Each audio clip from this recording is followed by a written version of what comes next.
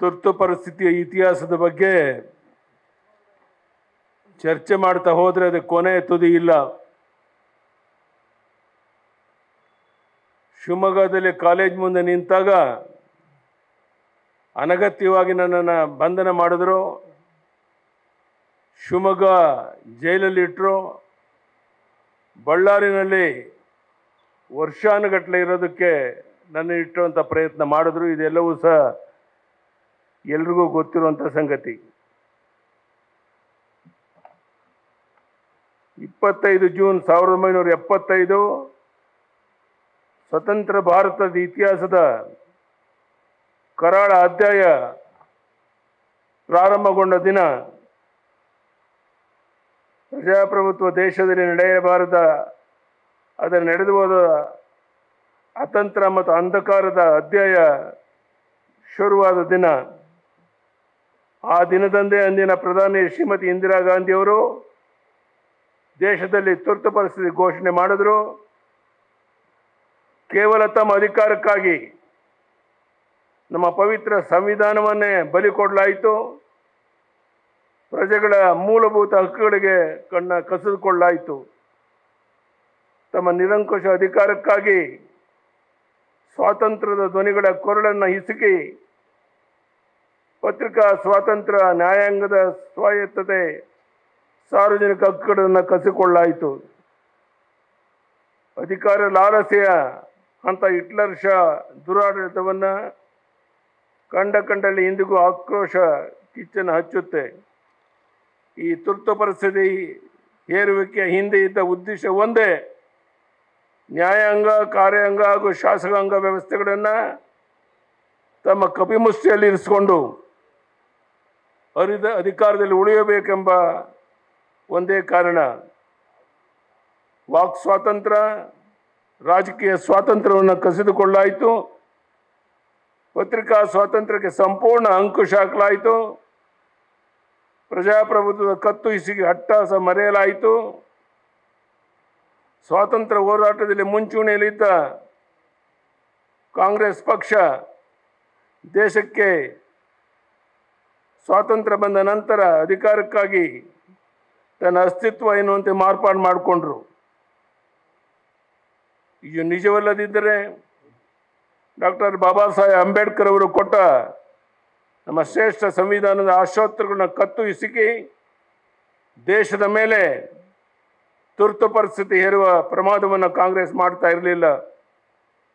ಇವತ್ತು ನಾವು ಇಡೀ ಜಗತ್ತಿಗೆ ಅತಿದೊಡ್ಡ ಪ್ರಜಾಪ್ರಭುತ್ವ ರಾಷ್ಟ್ರ ಅಂತ ಹೆಮ್ಮೆಯಿಂದ ಹೇಳ್ಕೊಳ್ತೇವೆ. ಆದರೆ ತುರ್ತು ಪರಿಸ್ಥಿತಿ ಆ ದಿನದಲ್ಲಿ ಅದು ಕಾಗದದ ಮೇಲೆ ಮಾತ್ರ ಉಳಿದಿತ್ತು. ನೂರಾರು ವಿಪಕ್ಷದ ನಾಯಕರನ್ನು ಅನ್ಯಾಯವಾಗಿ ಬಂಧಿಸಲಾಯಿತು. ಸಾವಿರಾರು ಮುಖಂಡರನ್ನ, ಲಕ್ಷಾಂತರ ನಾಗರಿಕರನ್ನ ಬಂಧಿಸಿ ಜೈಲಿಗೆ ತಳ್ಳಲಾಯಿತು.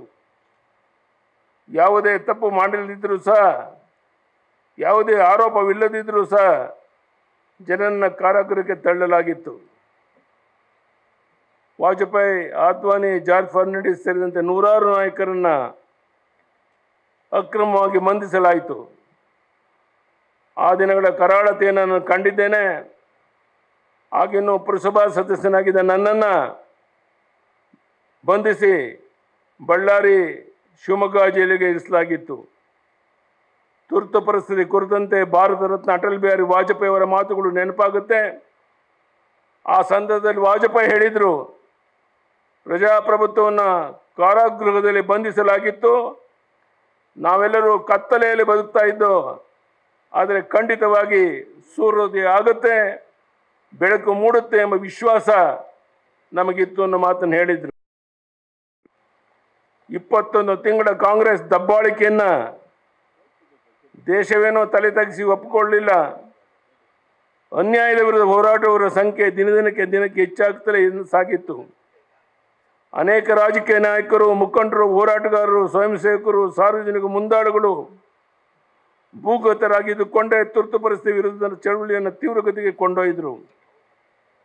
ಅದರ ಸಂದರ್ಭದಲ್ಲಿ ರಾಷ್ಟ್ರೀಯ ಸ್ವಯಂ ಸೇವಕ ಸಂಘದ ಕಾರ್ಯಕರ್ತರು ಭೂಗತರಾಗಿದ್ದುಕೊಂಡು ಮಾಡಿದಂಥ ಕೆಲಸ ದೇಶದ ಇತಿಹಾಸದಲ್ಲಿ ನಾವ್ಯಾರೂ ಮರೆಯೋದಕ್ಕೆ ಸಾಧ್ಯ ಇಲ್ಲ. ಇಡೀ ದೇಶದಲ್ಲಿ ಕಾಂಗ್ರೆಸ್ ಸರ್ಕಾರ ದಬ್ಬಾಳಿಕೆ ವಿರುದ್ಧ ಜನಾಂದೋಲನ ರೂಪುಗೊಂಡಿತು. ಪ್ರಜಾಪ್ರಭುತ್ವವನ್ನು, ನಮ್ಮ ಸಂವಿಧಾನವನ್ನು ಪ್ರೀತಿಸುವ ಮತ್ತು ಅಧಿಕಾರಿಶಾಹಿಗಳ ವಿರುದ್ಧ ಹೋರಾಟವಾಗಿದ್ದು ಬೆಳೆಯಿತು. ವಿದ್ಯಾರ್ಥಿಗಳು, ಸಾರ್ವಜನಿಕರು, ವಕೀಲರು, ಅಧಿಕಾರಿಗಳು, ರೈತರು, ಕಾರ್ಮಿಕರು ಈ ಹೋರಾಟವನ್ನು ಪ್ರತ್ಯಕ್ಷವಾಗಿ ಪರೋಕ್ಷವಾಗಿ ಪಾಲ್ಗೊಂಡು ಬೆಂಬಲಿಸಿ ಧ್ವನಿ ಎತ್ತಿದ್ರು.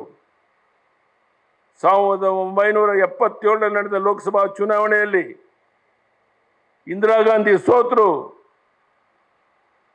ಕಾಂಗ್ರೆಸ್ ದಯನೀಯವಾಗಿ ಸೋಲನ್ನು ಅನುಭವಿಸಿತು. ತುರ್ತು ಪರಿಸ್ಥಿತಿಯ ವಿರುದ್ಧ ಜಯಪ್ರಕಾಶ್, ಅಟಲ್ಜಿ, ಅದ್ವಾನಿಜಿ, ಜಾರ್ಜ್ ಫರ್ನಾಂಡಿಸ್ ಮುಂತಾದ ಎಲ್ಲ ನಾಯಕರ ಹೋರಾಟ ದೇಶದ ಇತಿಹಾಸದಲ್ಲಿ ಪ್ರಜಾಪ್ರಭುತ್ವ ಮತ್ತು ಜನಶಕ್ತಿಯ ಗೆಲುವಿನ ಅಧ್ಯಾಯವಾಗಿ ದಾಖಲೆಯಾಗಿದೆ.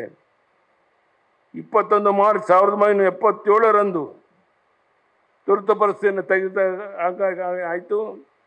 ಆದರೆ ನಿರಂಕುಶ ಅಧಿಕಾರ ಚಲಾಯಿಸುವ ದಮನಕಾರಿ ಪ್ರವೃತ್ತಿಯ ಕಾಂಗ್ರೆಸ್ ಪ್ರಮಾದವನ್ನು ಈ ಪ್ರಜಾಪ್ರಭುತ್ವ ದೇಶ ಎಂದಿಗೂ ಮರೆಯುವುದಿಲ್ಲ, ಮರೆಯಬಾರದು. ಇತಿಹಾಸದಿಂದ ಪಾಠ ಕಲಿಯದಿದ್ದರೆ ಭವಿಷ್ಯದಲ್ಲಿ ಅದು ಪುನರಾವರ್ತನೆ ಆಗಲಿದೆ. ಏನೋ ಆಗೋಯಿತು ಎಂದು ನಾವು ಈ ದೋಷಪೂರ್ಣ ಅಧ್ಯಾಯವನ್ನು ಮರೆಯಬಾರದು ಅಂತೇಳಿ ಈ ಸಂದರ್ಭದಲ್ಲಿ ನಾನು ತಮ್ಮಲ್ಲಿ ವಿನಂತಿಸುತ್ತೇನೆ. ಏಕೆಂದರೆ ಜನರು ಆ ತುರ್ತು ಪರಿಸ್ಥಿತಿಯ ದಿನಗಳನ್ನು ಮರೆತರೆ ಅದೇ ರೀತಿಯ ತಪ್ಪನ್ನು ಮಾಡಲು ಆಹ್ವಾನ ನೀಡಿದಂತಾಗುತ್ತೆ. ಒಮ್ಮೆ ಯೋಚಿಸಿ, ದೇಶದಲ್ಲಿ ತುರ್ತು ಪರಿಸ್ಥಿತಿ ಏಕೆ ಹೇರಲಾಯಿತು? ದೇಶ ಯಾವುದಾದರೂ ದೊಡ್ಡ ಬಿಕ್ಕಟ್ಟು ಎದುರಿಸ್ತಿತ್ತ? ರಾಷ್ಟ್ರೀಯ ಆಪತ್ಕಾಲೀನ ಪರಿಸ್ಥಿತಿ ಎದುರಾಗಿತ್ತೆ? ಇದು ಯಾವುದೂ ಇಲ್ಲ. ಈ ದೇಶದ ನ್ಯಾಯಾಲಯ ನೀಡಿದ ಆದೇಶದಂತೆ ಅಧಿಕಾರ ಕಳೆದುಕೊಂಡ ಒಬ್ಬ ವ್ಯಕ್ತಿಯ ಅಧಿಕಾರ ಲಾಲಸೆ, ಹತಾಶೆ, ಸರ್ವಾಧಿಕಾರಿ ಮನಸ್ಥಿತಿಗಳೇ ತುರ್ತು ಪರಿಸ್ಥಿತಿ ಏರಲು ಕಾರಣ ಆಯಿತು. ಆ ವ್ಯಕ್ತಿ ಇಲ್ಲದಿರಬಹುದು, ಆದರೆ ಇಂದಿಗೂ ಆ ಪಕ್ಷದ ಮನಸ್ಥಿತಿ ಹೆಚ್ಚು ಬದಲಾಗಿಲ್ಲ. ಆದ್ದರಿಂದ ನಾವು ತುರ್ತು ಪರಿಸ್ಥಿತಿಯ ಕರಾಳ ನೆನಪುಗಳನ್ನು ಮರೆಯಬಾರದು. ನಮ್ಮ ಸ್ವಾರ್ಥ ಅಧಿಕಾರಕ್ಕಾಗಿ ದೇಶದ ಹಿತವನ್ನು, ಜನರ ಸ್ವಾತಂತ್ರ್ಯವನ್ನು ಬಲಿಕೊಟ್ಟ ಮನಸ್ಥಿತಿಗಳ ವಿರುದ್ಧ ನಾವು ಸದಾ ಎಚ್ಚರ ವಹಿಸಬೇಕಾಗಿದೆ. ನಮ್ಮ ಹೊಸ ತಲೆಮಾರುಗಳ ಯುವ ಪೀಳಿಗೆಗೆ ನಿಜವಾದ ಇತಿಹಾಸವನ್ನು ತಿಳಿಸುವ ಜವಾಬ್ದಾರಿ ನಮ್ಮೆಲ್ಲರ ಮೇಲಿದೆ.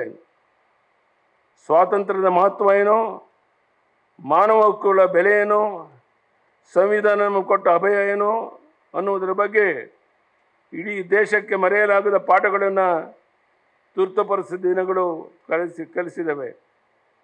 ಅಧಿಕಾರವೇ ರಾಜಕಾರಣದ ಅಂತಿಮ ಗುರಿ ಎಂದು ಹೊರಟರೆ ಏನಾಗುತ್ತೆ ಅನ್ನೋದಕ್ಕೆ ತುರ್ತು ಪರಿಸ್ಥಿತಿ ನಮಗೆ ಸ್ಪಷ್ಟವಾಗಿ ತಿಳಿಸಿಕೊಡ್ತಾ ಇದೆ.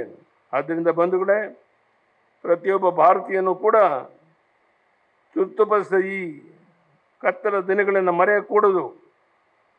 ಪ್ರಜಾಪ್ರಭುತ್ವ ದೇಶದಲ್ಲಿ ಯಾವುದಕ್ಕೆ ನಾವು ಅವಕಾಶ ಕೊಡಲೇಬಾರದು ಎನ್ನುವುದಕ್ಕೆ ತುರ್ತು ಪರಿಸ್ಥಿತಿ ಎಚ್ಚರಿಕೆ ಗಂಟೆಯಾಗಿದೆ. ಆ ಎಚ್ಚರದೊಂದಿಗೆ ಪ್ರಜಾಪ್ರಭುತ್ವವನ್ನು ಉಳಿಸಿಕೊಳ್ಳೋಣ, ಮತ್ತಷ್ಟು ಬಲಿಷ್ಠಗೊಳಿಸೋಣ. ಈ ಎಚ್ಚರ, ಈ ಬದ್ಧತೆ, ಈ ಸಂಕಲ್ಪಗಳೊಂದಿಗೆ ನಾವು ಒಟ್ಟಾಗಿ ಮುನ್ನಡೆಯೋಣ. ಎಲ್ಲರಿಗೂ ನನ್ನ ಅಭಿನಂದನೆಗಳು. ಭಾರತ್ ಮಾತಾ ಕಿ ಜೈ, ಭಾರತ್ ಮಾತಾ ಕಿ ವಂದೇ, ಭಾರತ್ ಮಾತಾ ಕಿ. ಧನ್ಯವಾದಗಳು. ನಮಸ್ಕಾರ. ನ್ಯೂಸ್ ಫಸ್ಟ್, ನಿರ್ಭೀತಿಯಿಂದ ನಿಮ್ಮ ಪರವಾಗಿ.